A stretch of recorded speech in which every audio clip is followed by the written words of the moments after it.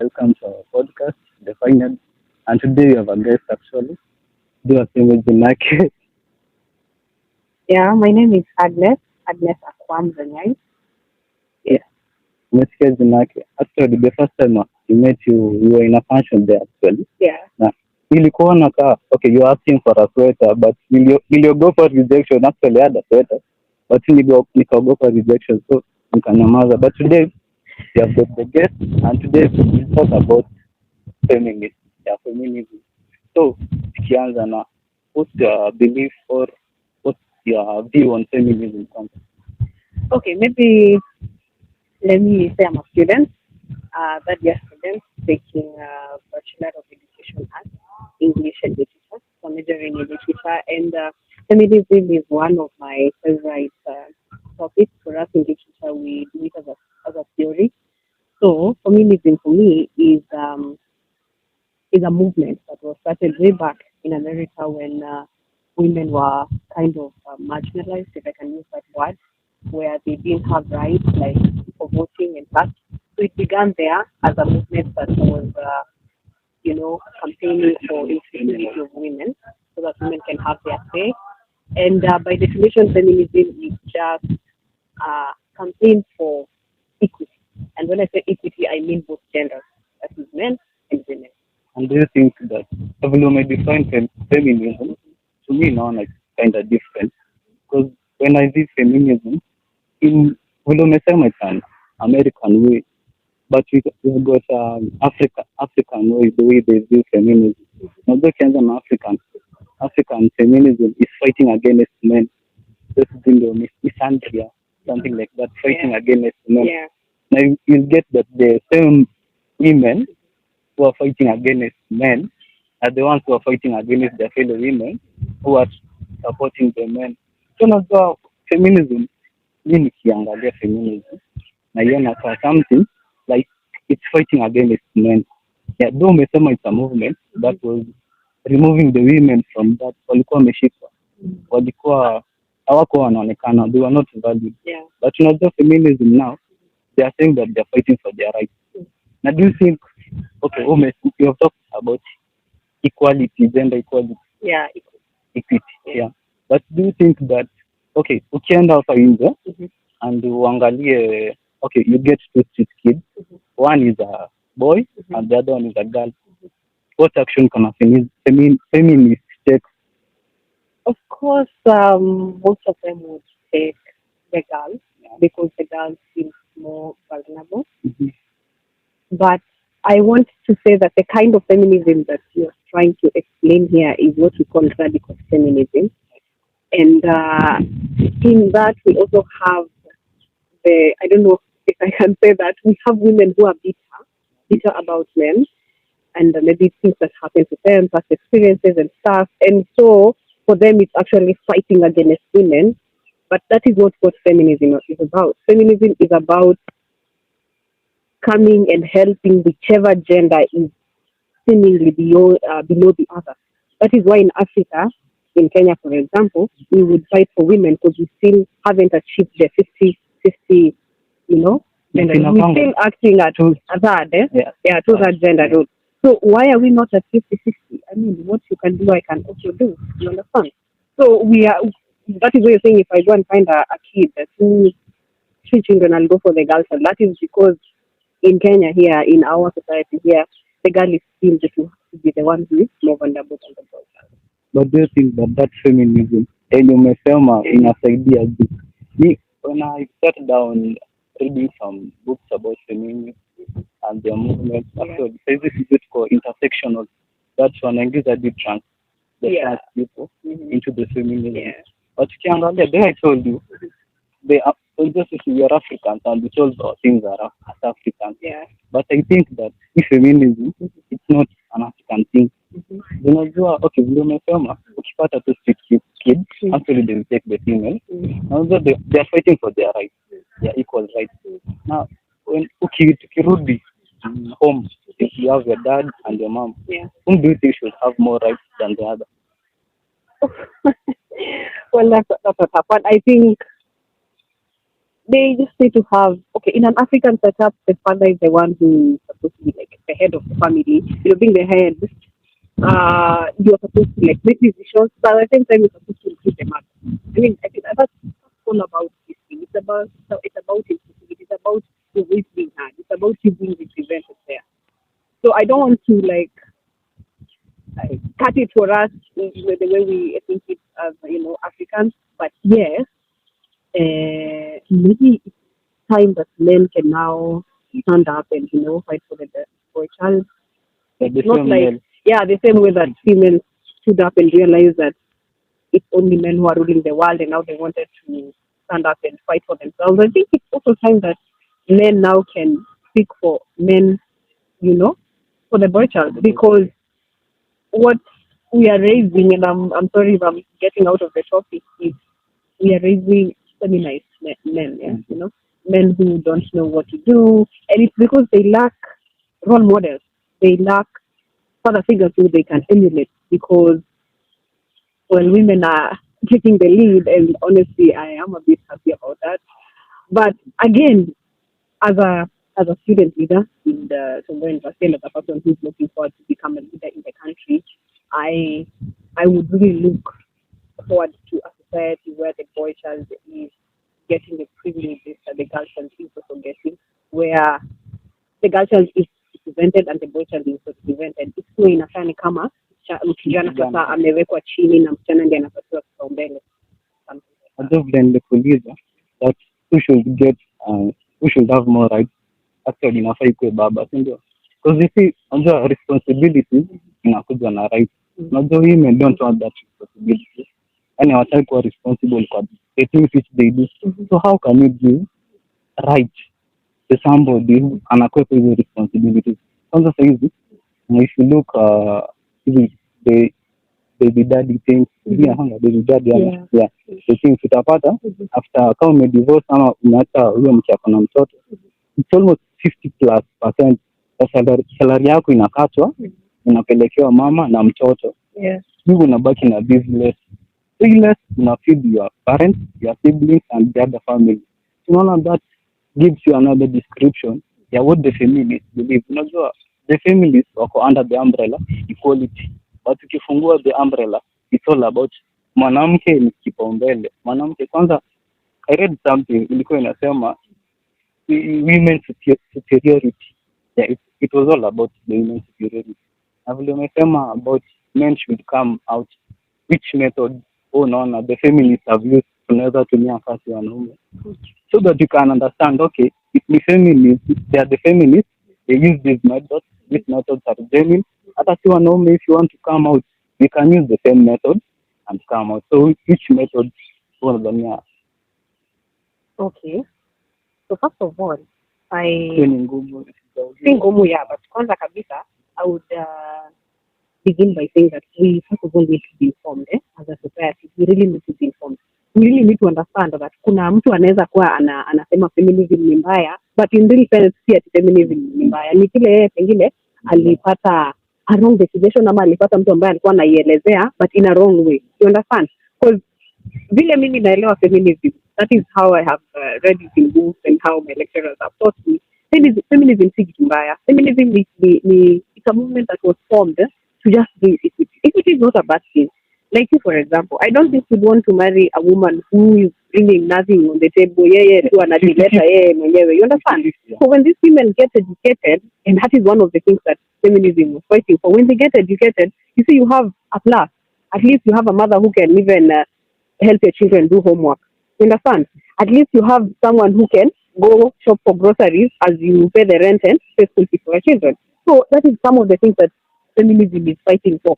Right to vote, right to have a women representative, right to have women in public spaces. Because in the past we thought that, of course, most of our society in the African setup is patriarchal, meaning that decisions are made by men alone. So that is why feminism has come, so that we have a balance where women can also take part in it. So when you say that, when you ask me what are some of the things that men are supposed to do now to ensure that the boy child is not, amazing as a feminism, is pia akuwe informed kwanza.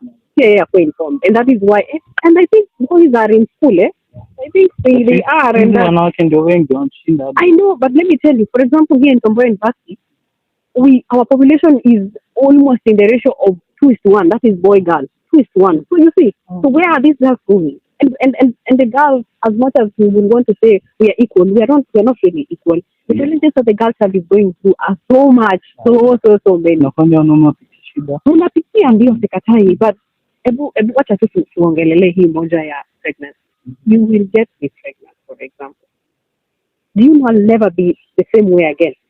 I will lose a lot, and then even with the biological formation of a woman, you know, ego hormones and stuff, like maybe una suffer fatherhood. It's not the same way that the woman is suffering fatherhood. So I think it is upon the men to understand that yes, a woman is seemingly a weaker person. Unatoka boko tano yacha kutatu. No, that is not what I'm saying. What I'm saying is wapatiwe kipaumbele. Na sasa nyinyi kama wanaume, nyinyi mnafaa mwende mkue pia nyinyi na forum zenyu za kuongelesha vijana. We can have the way we have girl empowerment activities and and governmental organizations. So many of them where they sponsor girls, they provide for them pads, they educate them about so many things, entrepreneurship, all those things. And we can have the same for the boy child. We should have men who are able to bring to go maybe to secondary schools and primary schools just to tell the boy child that as much as you see women coming to encourage the girl child, remember you are not forgotten. And sisi ambao bado tunataka kuzingatia mila zetu na desturi za Kiafrika, remember you are still the heads. You should also like encourage your son so that these boys are not swallowed up in the feminism and then now grow up wanting to have wamama. That is where we are going to. And again, LGBTQ, because I mean, some of these things are what is passing all that. So now, the way of even I went and did some research. Actually, nikiangalia the way feminist strategies zao za moving those movements, because the first strategy niliona and common at any choice a woman makes is correct. Yani unaona ukikuja angalia the single ladies. Yeah. Ukiangalia single ladies utapata kama mwanamke sema anafanya kwa bar na anapata pesa, analisha watoto wake, she's totally okay. Then the second one ni the feminist ukiangalia the most dangerous utapata they partner with the government. Unapata the government has rules governing inaangalia the gender equality. But utapata the feminist hizo movement zao they went and colluded with the most government things trying to change the way the things work to make it favorable for themselves. Then the third strategy in feminist wanatumia actually nimba kusema but there's this senator women nilimshika kwa the it was an act. It wasn't actually it was an act. Ilikuwa act. So alifanya alienda katengeneza bango, a very big banner, akaandika hapo I can lead something like that. So it's wanaenda wana make shida problem then wanaenda wanajificha, wanangojea sisi wanaume we who fight for we are against feminism wanakuja, sisi tunakuja tunaanza kucheta, umeweka bango na pesa ya serikali then wamama wengine who are seeing that you are attacking them ndo wanakuja wanaanza kutuvamia. So if you follow those nimedanganya hizo strategies gani nimedanganya kwanza it's not like everything that a woman does is right. No, and that is not what we are saying.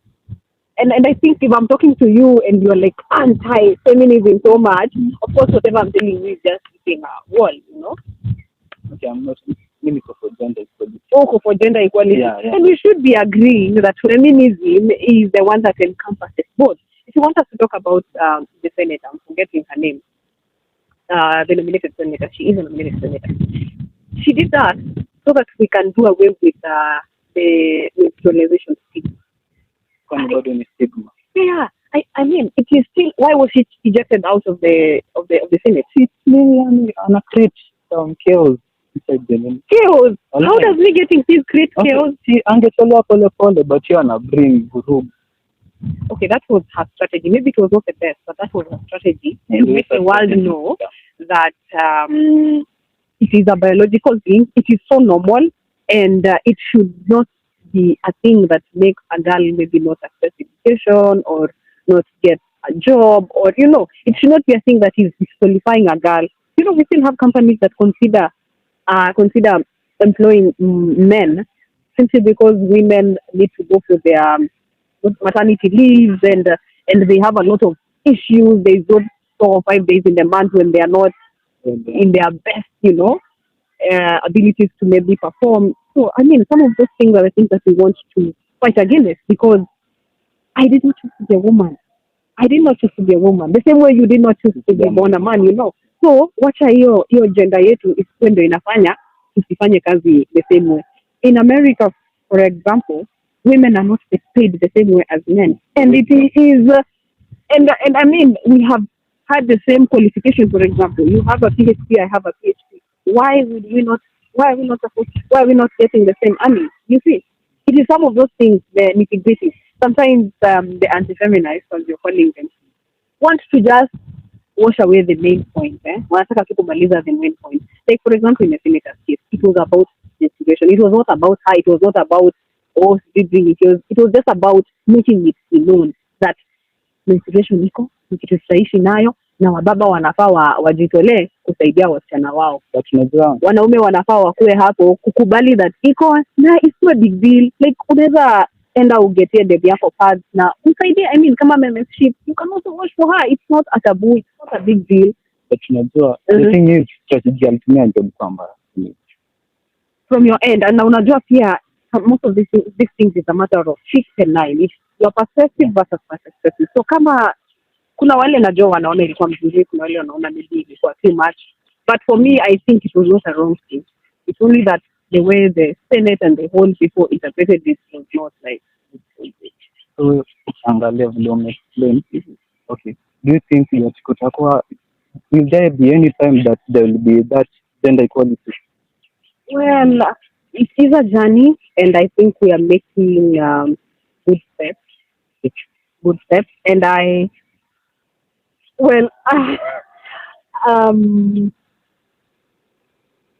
don't know. I really want to say that itafika, but the way we are going, maybe sisi hatutakuwa, maybe this generation maybe. Because you see, most people look at it like a form of colonization, a form of westernization. Yes. So they don't want to let go of African roots, and that is why maybe it's a bit difficult. But honestly, as a country and as a continent, as a society, I think we are making a good step. Even having that gender rule, it is good. I understand in Rwanda they already have a 50. Actually, it's more than 50. Women in their political positions are actually more than men. So I think it is until that day when we will not look at gender, we will not say you are Homa Beni ni mwanamke ama ni mwanaume. Until that day, and we can be. But as Kenya, we are doing well. It's only that we still have those communities that are still anti-women so much. Okay, angalia, is feminism an African thing or just something? Well, okay, it is not an African thing. Because maybe this is not where it began, but I will tell you that change is inevitable. Change is inevitable. And if you don't embrace change, you will break. I'll give you an example of this guy, Okonko, the main character in Chinua Achebe, the things fall apart. You understand what happened to the mirror student of the. So change is inevitable. Some of these things, we cannot just choose them. Of course, we are supposed to pick what is good from the Mzungu and leave what is bad for him, but with the way that technology is taking us, and now being in the century and everything else, we cannot keep on saying it is not our thing. We have embraced feminism, and I want to call upon even all men to come and join. I mean, it is not a bad thing. We have men who are feminists. Feminism is not about women. I don't understand why people think the FJ is for females. It is not about women alone. It is about all of us fighting for equity. Equity si equality. Equality ni upatiwe the same, nipatiwe the same. Yeah. Equity ni ukienda upate huyo wako chini zaidi, unampandisha, unakuwa the same level. Na pia kama ni kijana, that is why it is not about one gender. Na pia kama ni kijana, if you come for example to, let's say, this society here, the Luos and maybe Homa Bay County, and you find out that the boy child is the one who is seemingly marginalized and oppressed. As a feminist, that is when you now come and start lifting the boy child.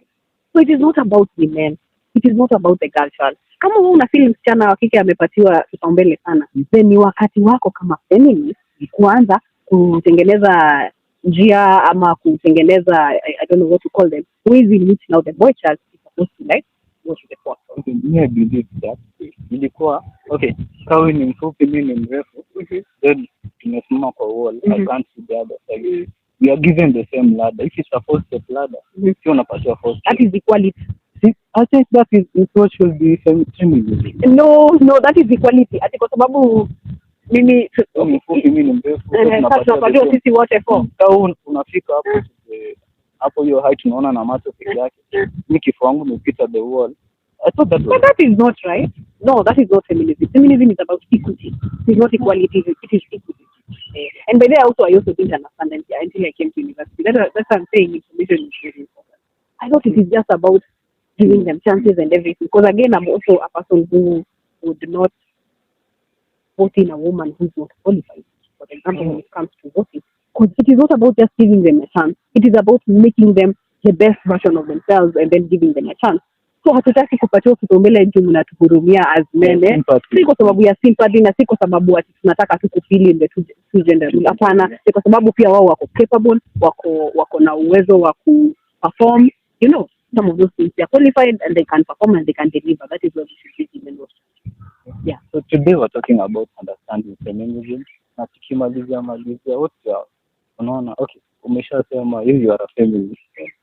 Yes, a liberal feminist. I'm not a radical feminist. Liberal. Yeah. So, okay, ndio umesema ya vitu. Sasa mimi nimeelewa hapo place ya.